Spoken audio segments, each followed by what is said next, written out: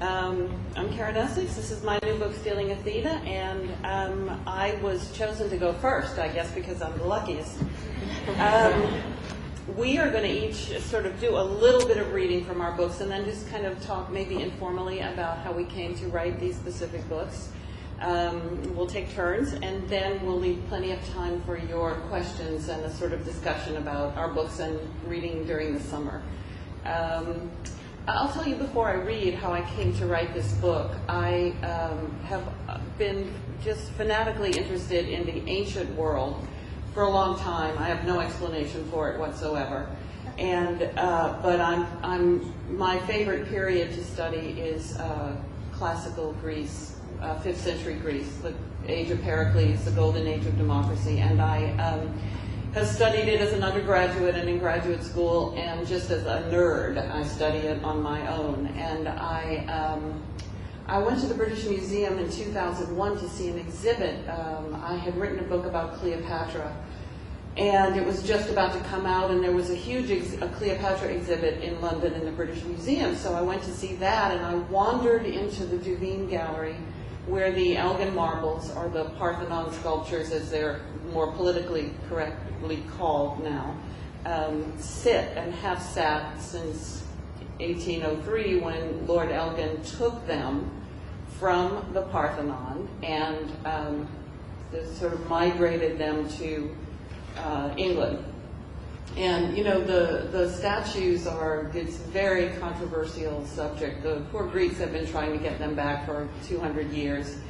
And the Greeks have just built this magnificent Acropolis museum so that they can call for these, you know, because they're national treasures in Greek. They're the great symbol of the age of Pericles, and they're, you know, these monumental symbols of democracy, and they mean a great deal to the Greeks. I should say that when I first, so there's a big war going on about who should own the marbles. And when I first started this project, I was pretty much on the side of England. I thought, well, they got them fair and square. There were all these parliamentary hearings and whatever, and they should just keep them. They've kept them for 200 years. They've made them available, blah, blah. But now, you know, after years of research and everything, I've kind of swung over to the Greek side, and so I've joined the call for the marbles to be returned to their original owners. But I write about powerful women, and women who have made a, you know, great deal of contributions to the world. And when I found out that it was actually Lord Elgin's wife who financed this enormous project of, they thought they were saving them, actually. I mean, they were acting in the spirit of sort of with the arrogance of empire, you know, like Napoleon was sort of taking everything out of Egypt to put in the Louvre, and Lord Elgin thought, well, I can't let Napoleon beat us.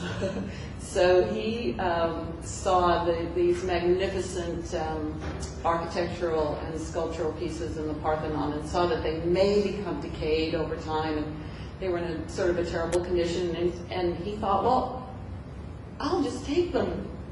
I'll just take them. So he got permission from the Sultan of Turkey, and, you know, they were removed, these tons and tons and tons of pounds of marbles. So I'm in awe of that sort of ambition. You know, I would never look at the Parthenon and say, I think I'll have it. You know, darling, get that for me, please. But that was Lord Elgin, and he thought this was all possible. Well, it was his wife, the Scottish heiress, Mary Nisbet, Countess of Elgin, who financed and masterminded a great deal of this with her money and her brains. And I became very interested in her. And at the same time, I've long held an interest in Aspasia, sometimes pronounced Aspasia, the mistress of Pericles, a courtesan, who's briefly mentioned in Plutarch as a woman who not only captivated and influenced the great Pericles, but also was a philosopher, became a friend of Socrates, and was all in all a pretty fascinating gal. So I decided to write this book, parallel stories.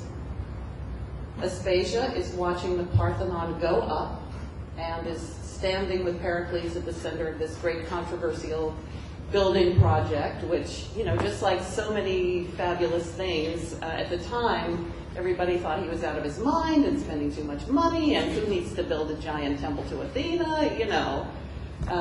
So Aspasia is involved in the plans for the Parthenon and is watching it come up, and then 2,300 years later, Mary Elgin is watching the Parthenon be deconstructed.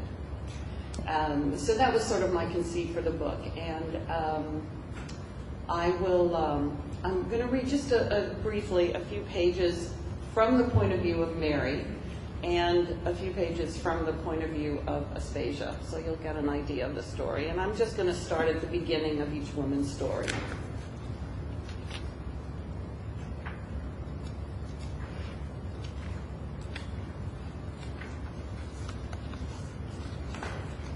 Mary hit the floor of the ship's squalid cabin with a dull thud, jolting her awake and sending a pain so sharp up her spine that Zeus might as well have hurled a thunderbolt into her backside.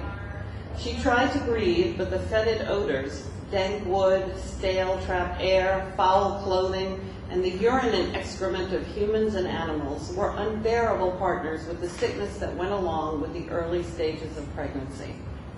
The stench she briefly escaped during her nap came rushing back in to claim space in her nostrils, and she gagged. Her head spun like scum swirling under a bridge, but that was nothing compared to the sick feeling in her stomach. On this voyage, sleep, when one could come by it through a good dose of laudanum mixed with iron salts, all dissolved with strong liquor in a syrupy elixir, was her only respite from the miseries of sea travel. She reached up for the glass in which the good doctor had mixed the medicine, drained it, then stuck her tongue in deep enough that her face formed a suction as she licked the last of the metallic-tasting liquid. Her illness had been so relentless that Dr. McLean, sober when on call during the day, had insisted that the captain dock at the ports all the way to Constantinople. But the few times they had gone ashore, Mary had to walk through the cities with ammonia-soaked rags covering her nose and mouth, her only protection from the plague that raged through Europe's ports. The disease had been carried into the towns, the radical doctors of the day now professed, and Dr. McLean concurred, on little rat feet. Apparently, as human passengers disembarked, so did the rodents, whose fur housed the fleas that transmitted the pestilence. These risky shore excursions were not even worth the temporary relief from the discomforts of the ship. The flea and lice-infested inns, replete with greasy, rancid food and the most inhospitable hosts, in which Mary and her party slept, made conditions on board seem almost luxurious. Mary told herself daily, hourly, truth be known, that retaining her good cheer, despite the horrible conditions, boded well for her ability to meet the challenges she would undoubtedly face as a diplomat's wife in the strange and exotic land of the Turks. These inconveniences were a small price to pay for the glorious life that awaited her. She was married to Thomas Bruce, Lord Elgin, the handsomest aristocrat ever to emerge from Scotland, who at the early age of 32 had been appointed ambassador extraordinary and minister plenipotentiary of His Britannic Majesty to the sublime court of Selim III, Sultan of Turkey. At this critical juncture of history, when England's alliance with the Ottomans against Napoleon and the French was in its infancy, her, Elgin, had been charged with nurturing the delicate relationship with the Sultan. Elgin's mission was to reassure the Sultan that the alliance with England would hasten Napoleon's defeat in the Ottoman territories, particularly Egypt. And that, His Majesty King George III had told Elgin simply would not do.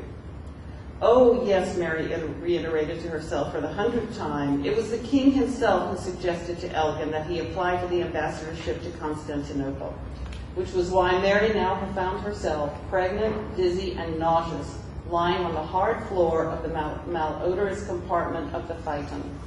She was there by the express and direct wish of the king. Surely the rewards would be worth the temporary agony. So here we have a 21-year-old sheltered, privileged Scottish heiress on her way to Constantinople, an unknown and foreign land, with her husband, Lord Elgin. on his diplomatic mission as ambassador to Constantinople.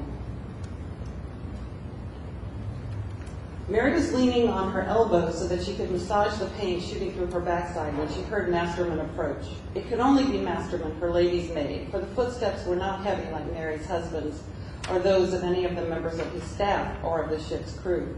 Mary stared up at the horrid green curtain, her only means of privacy these many weeks, waiting for her maid to push it aside. "If it isn't the color of vomit," Mary had exclaimed the first time she saw the curtain, for she had just performed that very act, riding out the first of many violent storms she was to face at sea. Now the putrid green thing was swept aside, and Masterman peeked in, her eyes quickly moving from the empty cot to Mary struggling on the floor. "I was quite thrown out of my cot," Mary said, answering the older woman's unspoken question. "Is there a storm?" "The captain is taking advantage of a brisk gale to give chase. The Earl wishes you to remain below." "Give chase?" Mary bolted upright, shaking off her dizziness. "To French gunboats?" "It appears thus," Masterman said dryly, standing aside and making way for her mistress. Masterman had been with her since Mary's girlhood and had long ceased to argue for practical measures. Why should the young, newly married, pregnant countess put herself and why shouldn't the young, newly married, pregnant countess put herself and her fetus, firstborn heir to all manner of money, land, and titles, at risk of being struck by Napoleon's cannons? To mention the obvious would do no good. Masterman picked up Mary's robe and followed the younger woman out of the hole. When Mary recovered from her moment of excitement, she was sure to notice that she was wearing only a nightgown. I think that establishes Mary Elgin's sense of adventure with which she undertook this journey with her husband. I am going to now read just the beginning of Aspasia's story, where we meet her 2,300 years earlier. We meet her in the city of Athens. In the way the Greeks dated things are really difficult. So they didn't sort of say we're in 440 BC, but you are. But it's dated in the 4th year of the 30-year truce with Sparta, which is how they dated their times. "If you want to behave meekly and not at all, I want you to behave meekly and not at all like yourself," Alcibiades said, dragging me by the arm at a pace faster than my tall platform shoes would allow me to walk. "If Pericles sees what you are truly like, he will promptly rescind any offer to help us." "Slow down," I said. "You're bringing me to him like a slave to market." Though it was very early in the day, the marketplace was crowded. The vendors had already set up their stalls, and the slave women were negotiating loudly with them for fish, cheese, olives, and oil, disturbing the tranquility of the morning. One of the women smelled a length of sausage, throwing it back in the vendor's face. "Everybody knows that you mix the offal of the cow with dog meat and try to pass it off as first-class sausage," she cried. "My master demands high quality." The man saw that I was an amused witness to this exchange, and he shook his head nearby. Nearby, a black-robed, and he shook his head helplessly. Nearby, a black-robed sophist walked with alacrity, posing questions to the young boys who raced to keep up with him. They were shouting, "Yes, master," and "No, master," to the questions he asked, while flailing his arms about like an angry bat. I slowed down to listen to the lesson, but Alcibiades jerked me away, dodging the peripatetic classroom and crossing the square, where moneylenders sat under colorful tents, doing their daily business amid other sellers of goods. For a hefty man, Alcibiades walked quickly, driven by his meanness and his desire to get me out of his household. How my sister tolerated him on top of her at night was beyond me.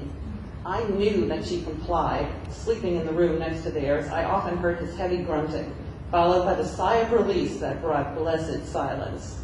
Now his belly shook from side to side as we trudged along, crossing the western side of the Agora, where the council house and many of the government buildings were organized. Hundreds of men lined up in the shade of the building's colonnades. "Alcibiades, what are you doing with that tasty morsel? She's not your wife." I heard a bunch of my brother-in-law's cronies cackling even before I turned around to see the smug faces and ever-present paunches of men his age. They were standing in the jury lines, the favorite daily pastime of interfering old men who had nothing better to do than pass judgment on their fellow Athenians. Pericles had passed a law that jurors had to be paid, and now the elders of the city fought for the privilege. "This is my sister-in-law, if you must know," Alcibiades answered. "I am taking her to meet Pericles to see if he will take her off my hands." "I'll take her off your hands," one of the men said. I looked down, not because I was shy, but because I had to prevent myself from cursing him. "I'd like to see a pretty little thing like that in my hands," said another. "I need a young wife. The old one wore out and died on me." This brought even more laughter. "She is an orphan with no dowry," he said. "In that case, she's not so pretty," the man replied. "And she's a foreigner, so you can't marry her anyway," Alcibiades snapped, rushing past them. "Good day, gentlemen. Can't keep the great man waiting." He said it so begrudgingly that they would know that any groveling he was about to do before Pericles was a ruse. All the old men snickered as if they shared his sentiment, and we sped away. We were to meet Pericles under the painted stoa, one of the many colonnades in the agora that protected the Athenians from the fierce July sun. I looked across the plateau to the temple of Hephaestus, sun bouncing from its strong marble pillars, and then up to the Acropolis, where I could see men at work on the exterior of a temple to Athena Parthenos, at the moment just a skeleton of marble columns that was supposed to become the most majestic building in Athens. I trembled to think that I was waiting to be introduced to the very man who was responsible for commissioning this grand monument. And I think I'll stop there. Those are my two heroes. Thank you.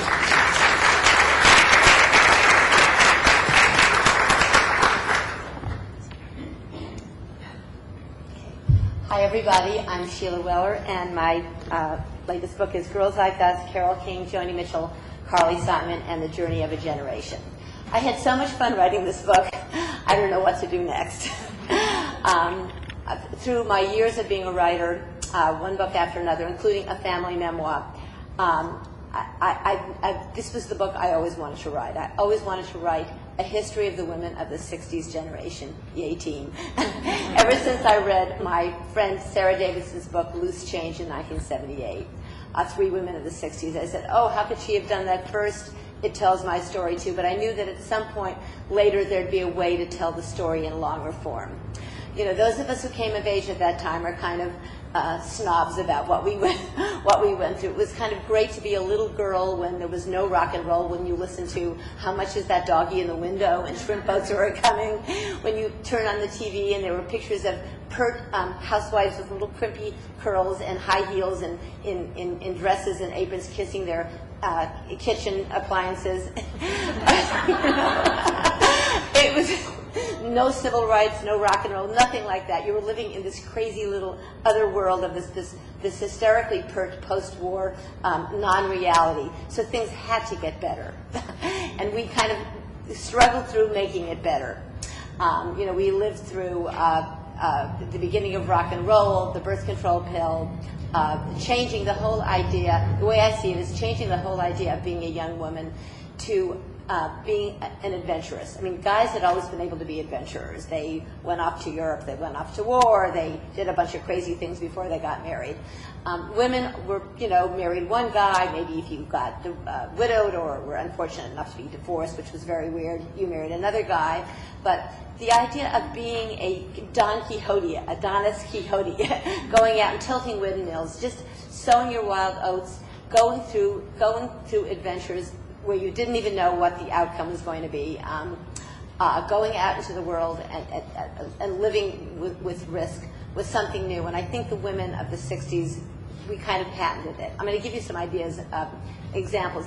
Also, in terms of thinking about the 60s, and it was always written about from a general point of view or a male point of view. All the documentaries mainly had guys, the Beatles, Dylan, the Draft Dodgers. It was always male-focused, and there were girls popped in here and there. But when you think about it, And when I realized that the three women that really embodied this journey for us, who not only wrote the soundtrack for it, but lived the lives that we lived, sort of inch by inch, benchmark by benchmark, were Carole King, Joni Mitchell, and Carly Simon. And I'll get into that in a little bit, why each of them did.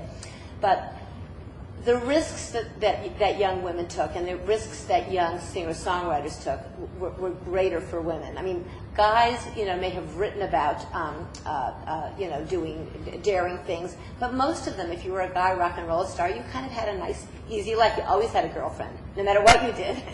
You could have been very bad to the girlfriend, but you still had a girlfriend. You might have done a lot of drugs, but still, the real adventuring was more something you wrote about than something you did.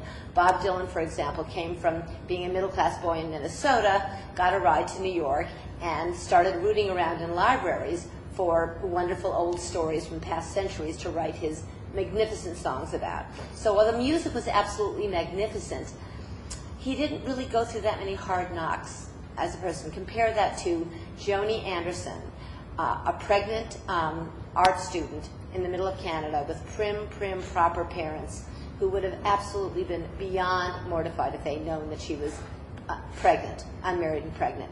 She goes across the Canadian plains. Her boyfriend leaves her. That's fine with her. She didn't like her boyfriend that much. She lives in a rooming house, has no money.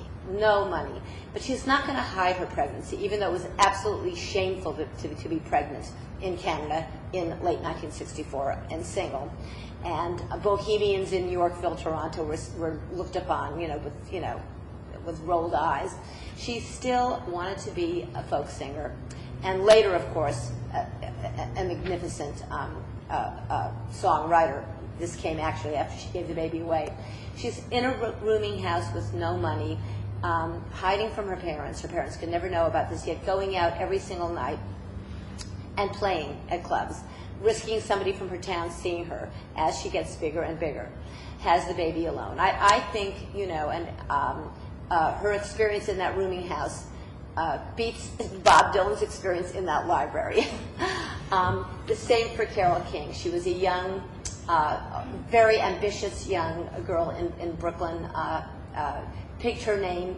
Her name was Carol Klein, picked the name King by going through the Brooklyn phone book. How else is she going to find a new name? Always wanted to be, studied the popular music. I mean, studied it chord by chord, word by word.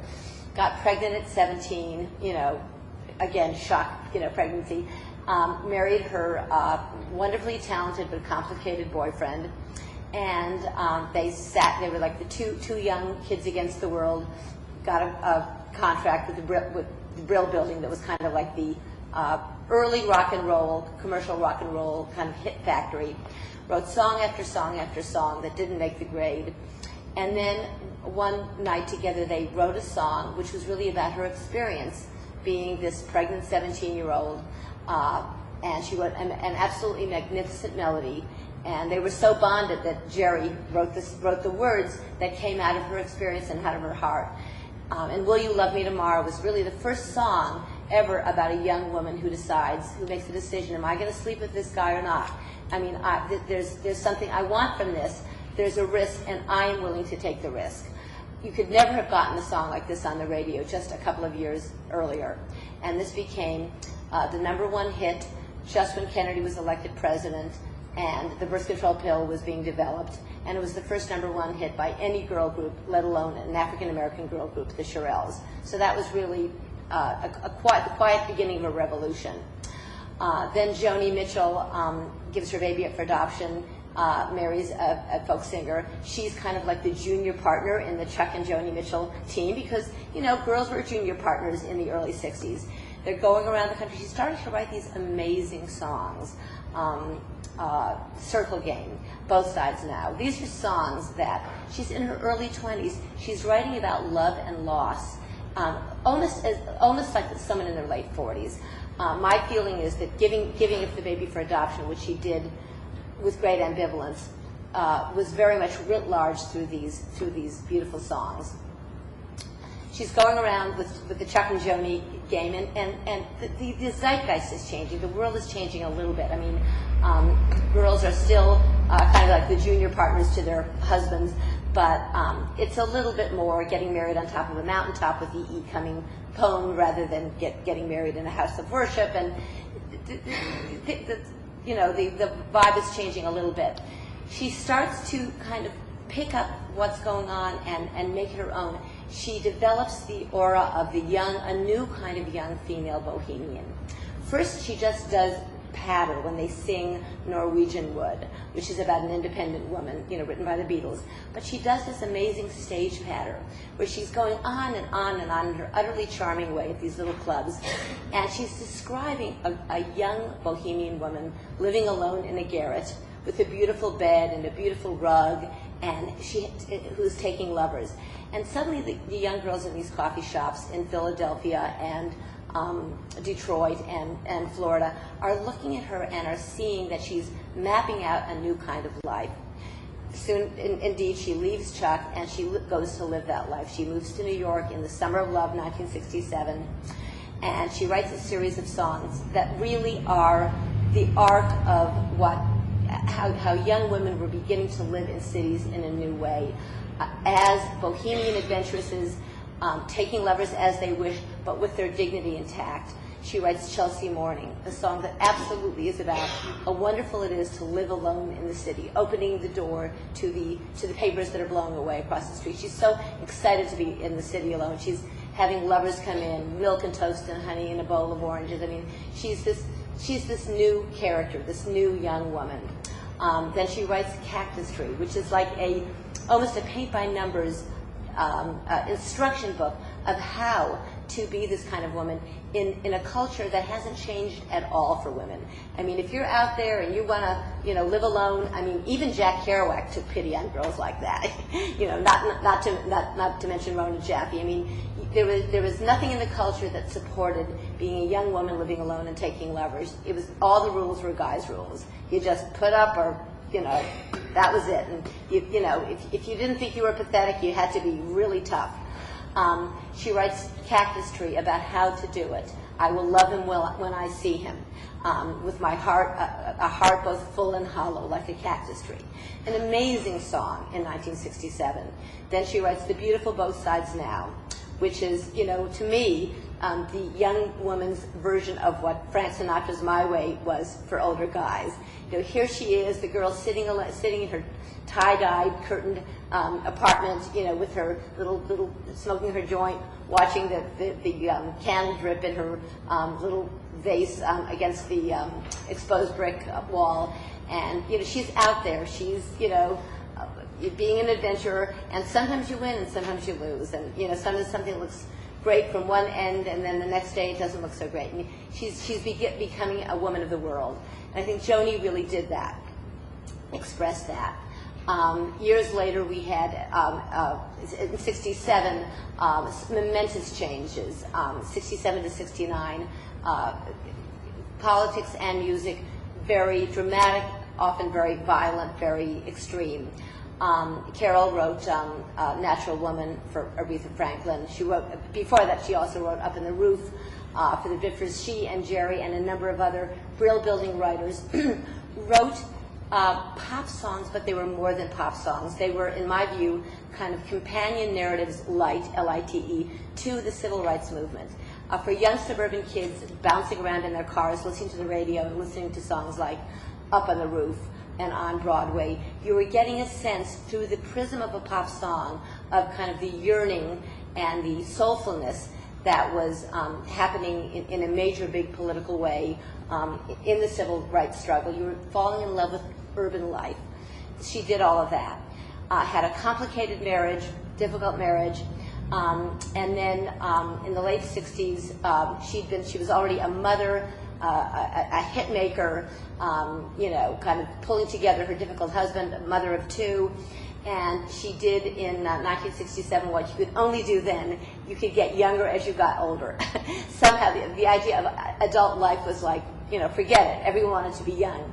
Moved to Laurel Canyon, lived among younger, hipper people, let down her hair, changed her clothes, was a single mom, one of the first single moms that any of those people in Laurel Canyon, which was the breeding ground for the new music, and was so nurtured by the people around her, her community of friends. This is when people were kind of living in communities of families of friends, that she began to puzzle. She began to write words as well as music. This was the first time. And wrote a series of an album of songs that was so richly realized and so resonant with what was going on in the culture. Many of these songs puzzling out, what is home now? What is the idea of home? And that became the magnificent album Tapestry, which is one of the most enduring and beloved albums of the entire 70s. And it ushered in a period of, we had Altamont, we had My Lai, we had 3 drug overdose deaths, Jimi Hendrix, Janis Joplin, and Jim Morrison.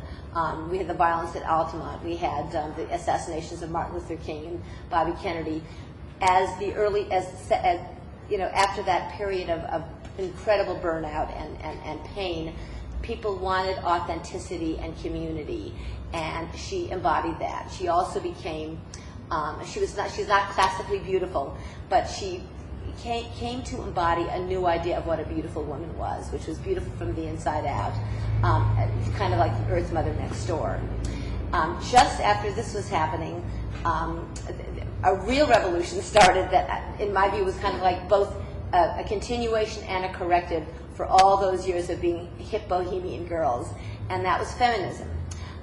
Feminism had, of course, begun in the small political groups of the anti-war and civil rights women who were saying, hey, we're doing as much work, we're putting ourselves on the line too, but why are we sitting in the back of the meetings and letting the guys take over?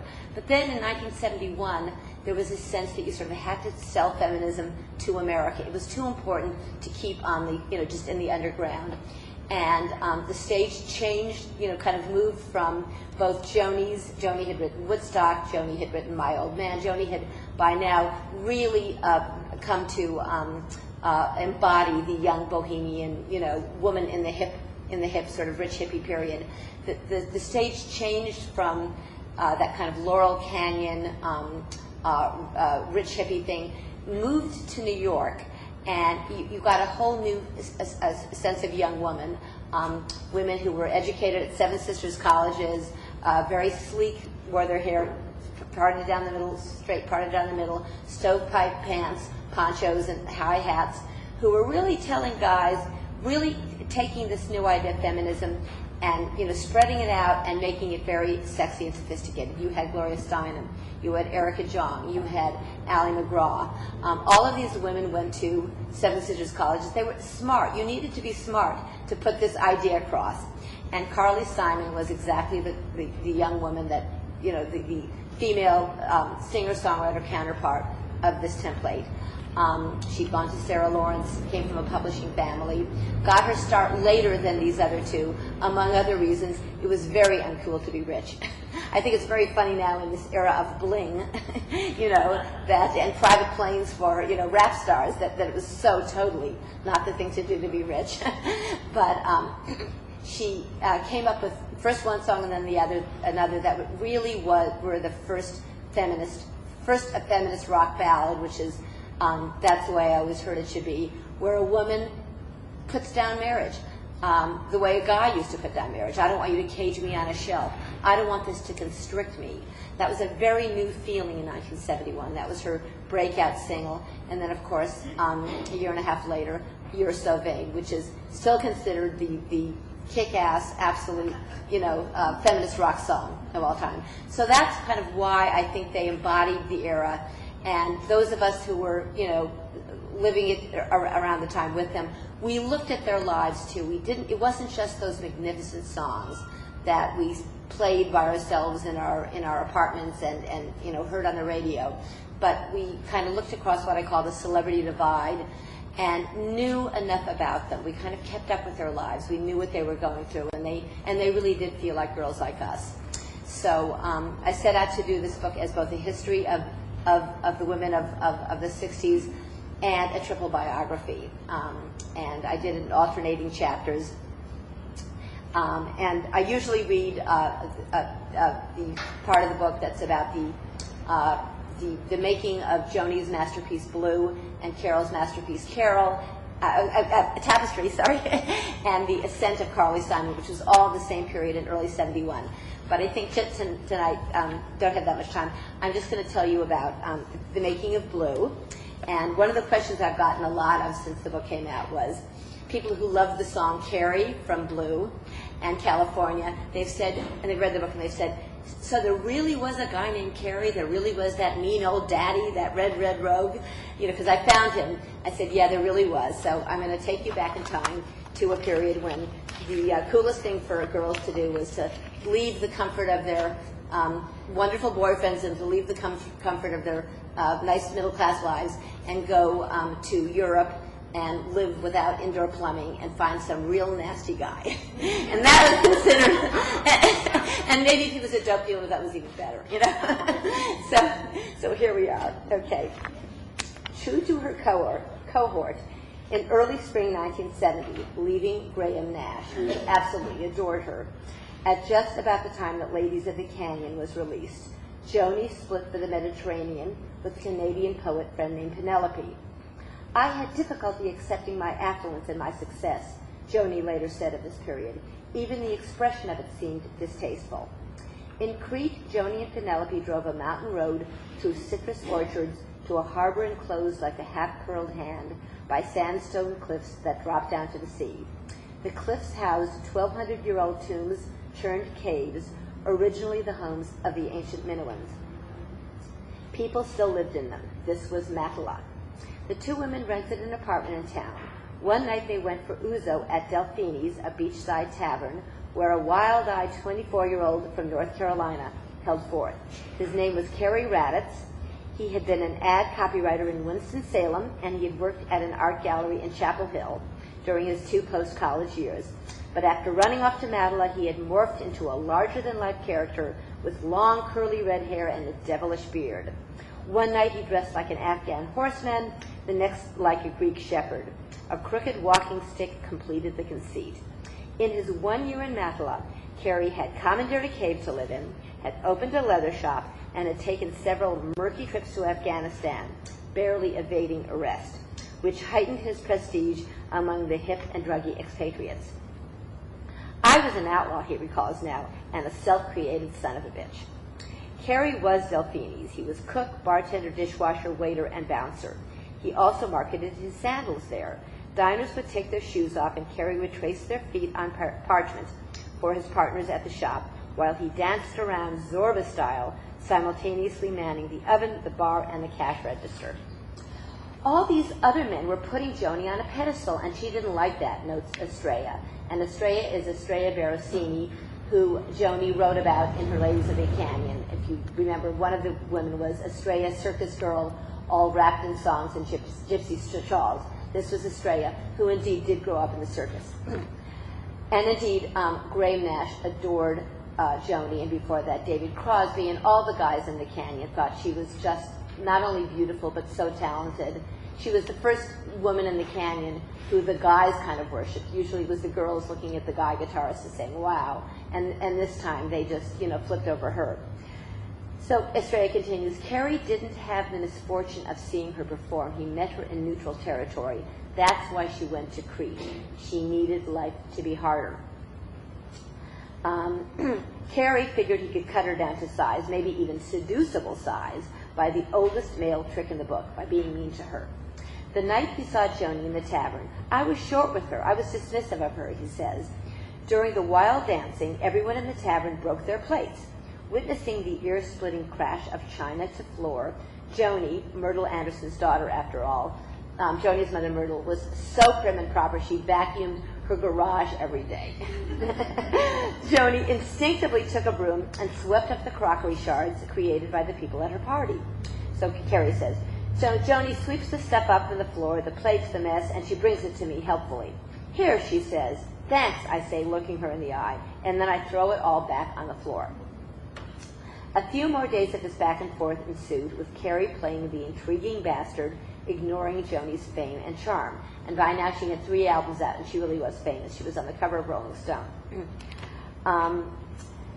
It worked. He says, one evening Joni came over to my cave, carrying her Joel and Lapidus dulcimer, and this was the beginning of her new sound, with the dulcimer. She trooped up the sandstone cliff, and walking through the natural proscenium arch, beheld the gleaming sea. I was sitting there watching the sunset, Carrie says, when she turned up. He showed her around his lair, which had no an ancient burial crypt. Sometimes he dug into the sediment and unearthed human bones. He'd stuff them with herbs, dry them out, and make them into chillums to smoke hash in, like he was doing now. It was perilous to descend the cliff at night, so they didn't decide to descend the cliff at night. Joni stayed with him. Joni and I got to know each other, he says. We talked about a lot of things. Her music, how she had become a qualified studio technician over the course of her 3 albums, and she was proud of that. And Joni was one of the first singer-songwriters, one of the first artists to actually produce her own albums, which was amazing for a woman and amazing for someone who got her first record contract. David Crosby pretended to produce the first one, she produced it. Henry Louis pretended to produce the subsequent ones, she produced them. So Carrie continues, she was concerned with her life. It was shifting. We talked about the importance of her being an artist and relationships. One of the things that had happened is the previous summer, Joni had written Woodstock, which completely captured the Woodstock Festival and the whole New Age, even though she was sitting in David Geffen's apartment, not at the festival. But her boyfriend, Graham Nash, and his partners, Stephen Stills and David Crosby, sang it, made a hit out of it, and then they came back to L.A., and Joni opened for them at the Greek Theater. Joni wrote the song. Joni was writing all these magnificent songs, but she opened for them, and if you read the review, it's Joni Mitchell was very nice, but wow, Crosby, Stills, and Nash. So she was beginning to think, what am I, a groupie or an artist? I don't want to be stuck in this. So she left Graham. And Carrie said, Joni did not like getting patronized, cheated, and screwed over by the music industry. She understood the trap of catering to the demands of the audience, such as become a branded product. She was always moving, perhaps to escape becoming a thing. And indeed, she did. She was really an artist. She left the familiar and the comfortable to live on the edge more. She wanted things to be harder, as Estrella put it. Okay. You know what? I think I'm gonna. Okay, just really quickly. She wrote the songs "Carrie" and "California" for Carrie. He was a mean old daddy, the red rogue, the bright red devil that kept her in this tourist town. So,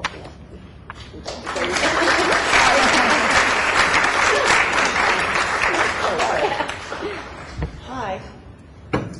My name's Katie Hickman. I'm just going to arrange this so you can hear me. Does that sound okay? Yes. Well, I'm going to take you back into the past again. But again, amongst very strong women. And in fact, listening to Sheila reading, I was wondering whether if some of my characters had lived in the present day, whether they might not have ended up with similar stories.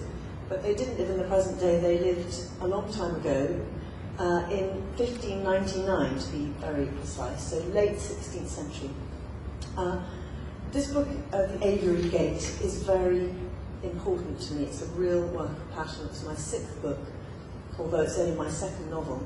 But I had the idea for the writing of it a really long time ago. It was 15 years ago that the first characters for this novel sort of came to me in the way that they sometimes do. And strangely enough, they were both men. One was an Elizabethan cook, an Englishman, and the other was an Arab astronomer. And I was just finishing writing another book, and I didn't pay them too much attention, but the idea of these 2 characters remained in my head, and I had these 2 characters kind of talking to me really in my subconscious. They wouldn't leave me alone. And so about 5 years after that, when I'd finished the current book that I was writing, I took this up again. This was 10 years ago now. And I was trying to find both a location and also a story that would somehow unite these 2 characters. So I went to Istanbul and I did some research in Istanbul. And very, very quickly the idea of these two men characters became fainter and fainter. They do actually come into the novel, but they've become quite marginal characters. Because I started to study the harem, the idea of the harem. And I came across, in the University of the Bosphorus, which has an English-speaking library, luckily for me, I came across the most amazing document, which is a true life diary of a man named Thomas Dallam, almost completely unknown. This man was an organ maker. And Thomas Dallam had been commissioned by English merchants then living in Constantinople. This was a while before Lord Elgin, about 200 years before, but it was also a British embassy, curiously enough. But in the days before there were official diplomats, these were just merchants who'd been given a charter by Queen Elizabeth I. And in order to secure trading rights in Constantinople, the merchants had to present the Sultan with a fantastic gift. And this gift had to be bigger and better and more exciting than anything that the French or the Venetians could possibly come up with, because those were the rivals to the British in those days, the English, I should say, in those days. And so the merchants commissioned this man, Thomas Dallam, to make a beautiful, it was really like a mechanical toy. It was an organ that would play by itself if you pressed a little catch on it.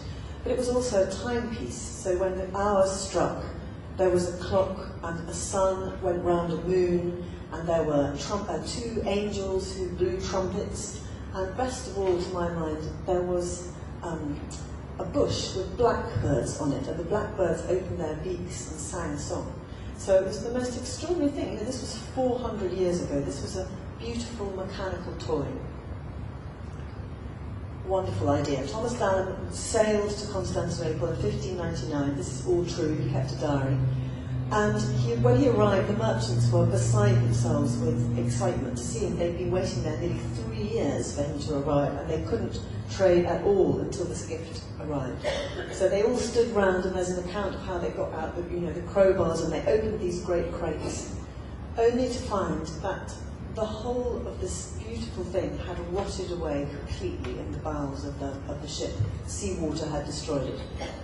So poor Thomas Dallam got into a lot of trouble with the merchants for a start, but then what he had to do was he had to go to the Sultan's palace every day to rebuild this gift. And so every day he went with his men and he started to rebuild this organ. The Sultan was away, it was the summer, so even then they took summer holidays. He was on his summer vacation in a palace up the Bosphorus. So there was this sort of holiday atmosphere in the palace, and he was allowed to go and sit on the Sultan's throne and do various things. And one day, one of his interpreters called him over and showed him this little hole in the wall with a grill. And they wouldn't go anywhere near it themselves, but they beckoned him over and pointed to this hole and indicated that he should look through the hole. And he did.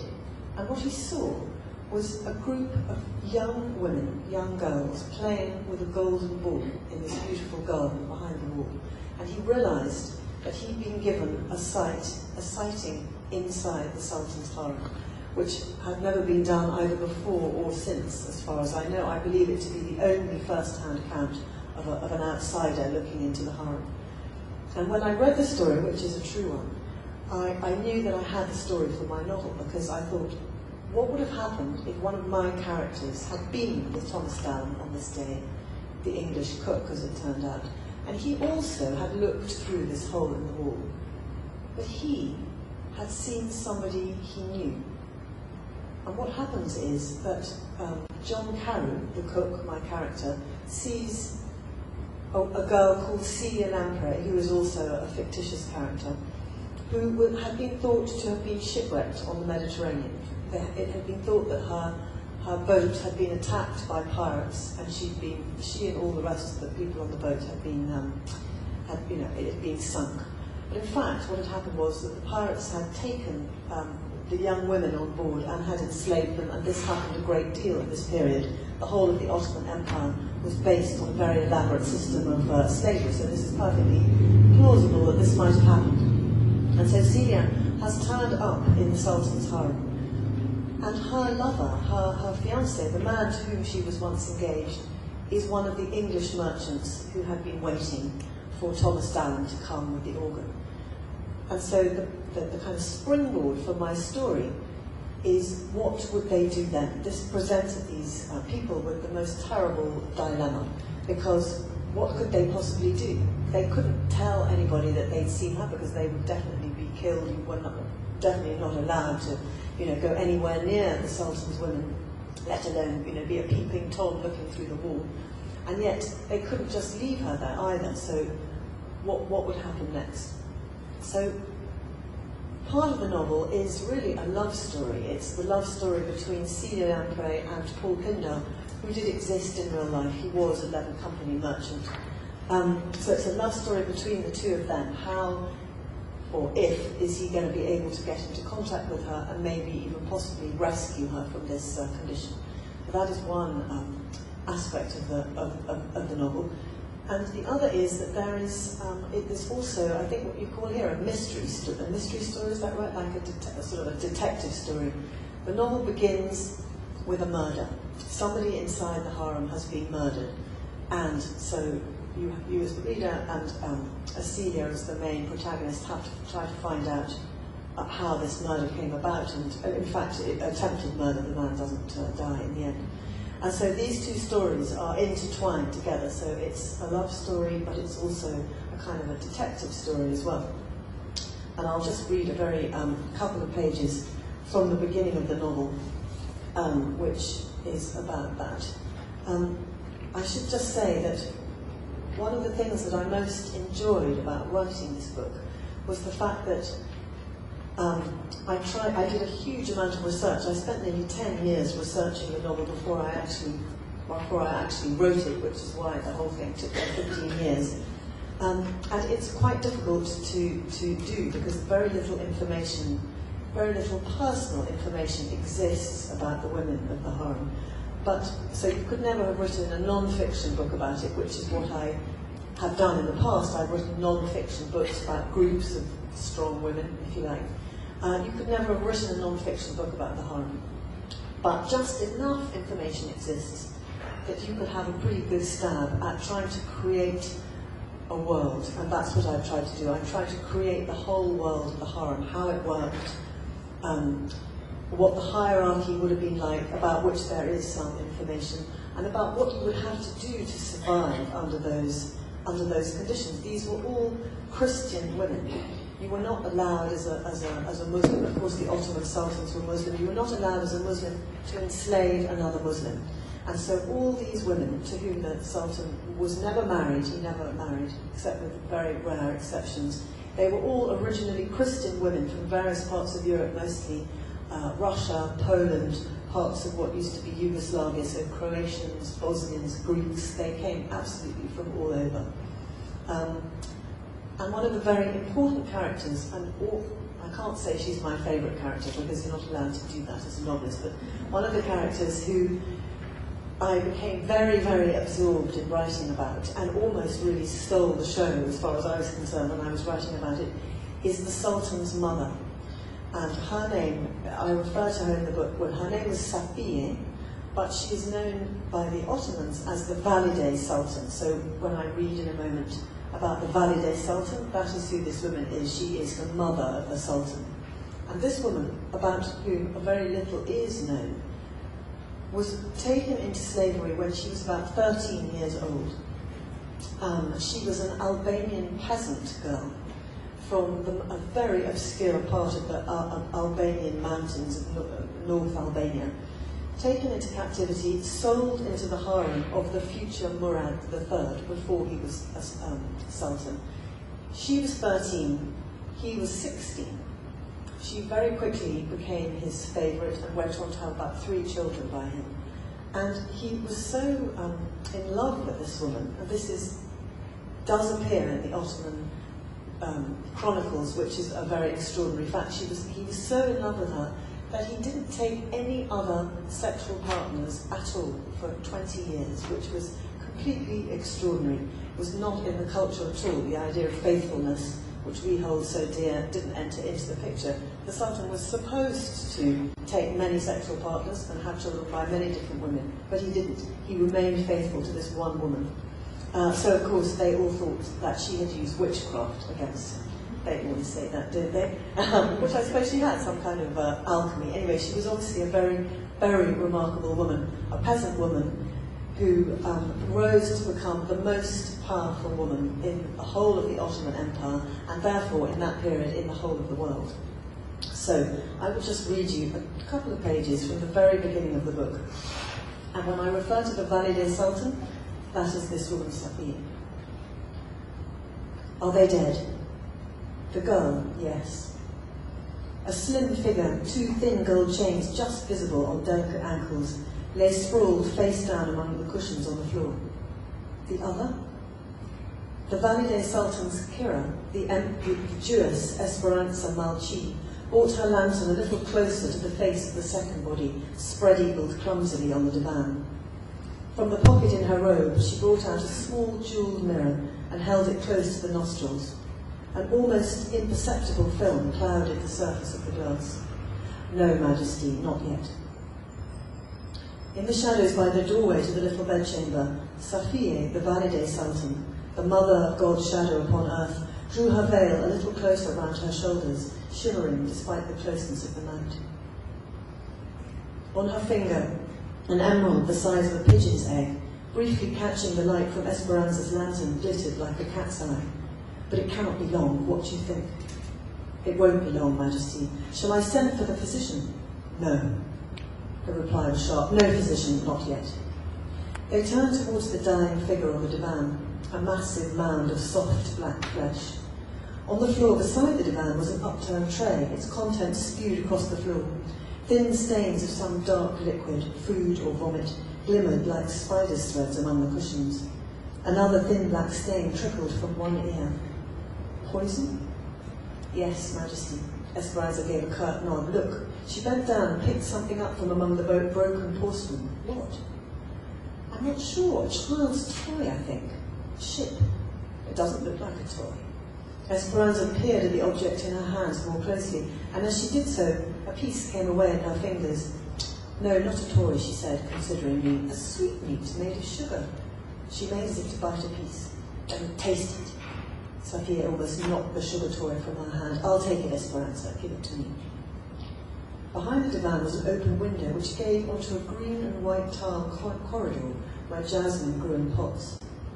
In the cloistered sweetness of the night, suddenly there was a noise. Quick, lamp! Esperanza damped down her lantern. For a few moments the women stood without moving. A cat, Majesty.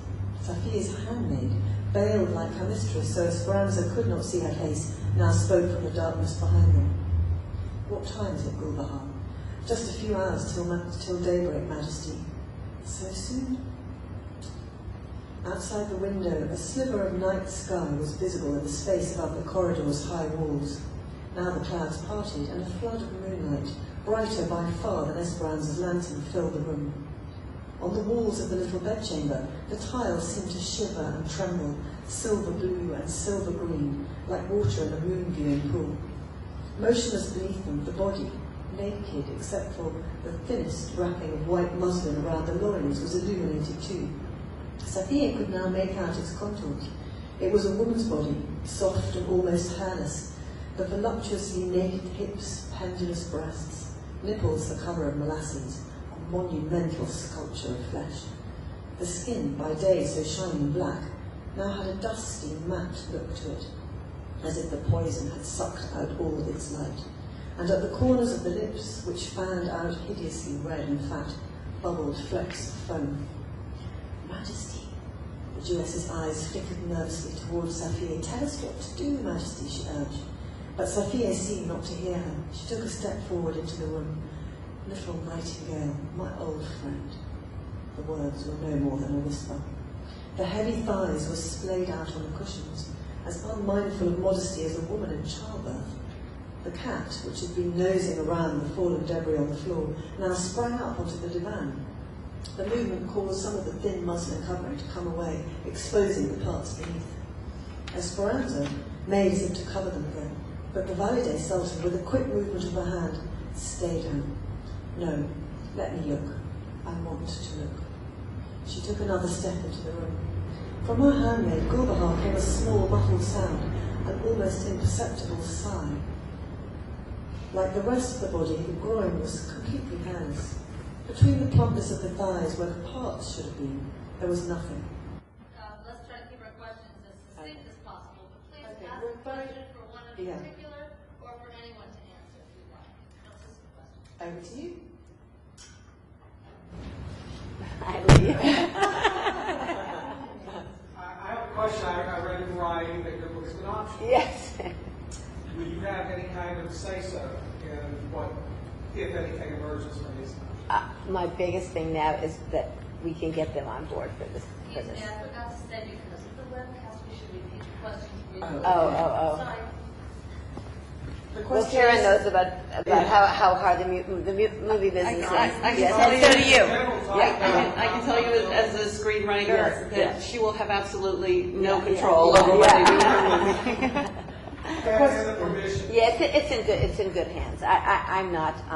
My concern is that we get what we get the music and get them into this. But it'll be complicated. Oh yeah, and my sister is the one who told me. Okay. Sheila, if you were to have written about 4 artists rather than 3, who would be the 4th? Well, I had Linda Ronstadt in the mix for a while, but for a lot of reasons. But she actually never wrote her own songs, and it really turned out that these were the right ones. People have many people have different ideas.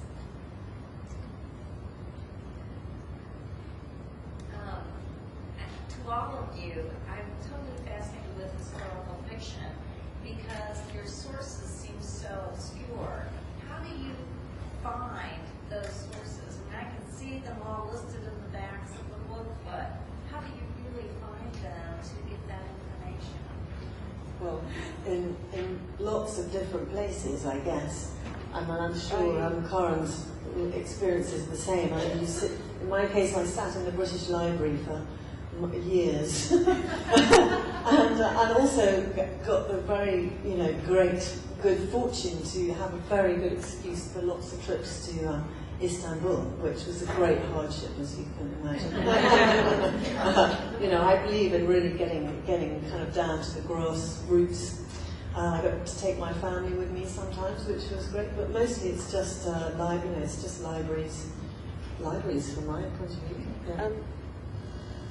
Sorry. What I find is that because I'm writing about women, the references to specific women are very scant in the original sources. And so to create a plausible world and a plausible psychology for my characters, I find that I have to do a ton of ancillary research. So I do an enormous amount of cultural research. I really try to study the culture that created these characters. For example, if they were educated, what were they educated with? What did they read? What were they taught? What were their religious beliefs? What did they wear? I have a degree in costume design, so any of you who have read my books know that what they wore and what jewelry they bought is very important to me. What were the social mores of the time? What were the dynamics between men and women? What were the laws pertaining particularly to women? Because, the question of what women are allowed and not allowed to do legally is very much dictates the kind of lives women lead. So I just do an enormous amount of cultural studies to try to make the world as vivid as possible. And that's only because, women's history is hidden history. We're scavengers trying to find and restore the details. It's a bit like being a detective, actually. Yes. It's quite a detective hunt. And you do have to just, find these little snippets where you can. But from my point of view, that is absolutely part of the whole thing. If you didn't really enjoy that kind of research, I've written 2 history books before now, and you have as well. I believe, you need to be very into that kind of detective work, research. You need to really enjoy it, which we do. Yes. It's 90% of the job. One of the great musical mysteries is who the song You're So Vain is about. After your research, who did you determine? Okay. Well, I'll go with the consensus. It was basically about Warren Beatty, and he claims it, but actually there were a few other guys. She mentioned before Before anyone heard the song, she used the word, it was about men that I knew. And I kind of figured out who the other men were. And who were they? Warren plus, well, one was Jack Nicholson. No, Mick Jagger wasn't, but Mick sang background. Oh, okay. And Mick was very important to her. Yeah. Could have been.